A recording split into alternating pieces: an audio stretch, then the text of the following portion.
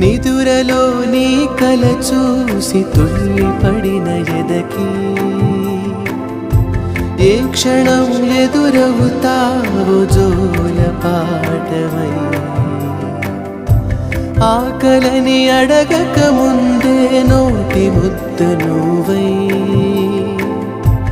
ఏ కథలు వినిపిస్తావో జాబిలమ్మ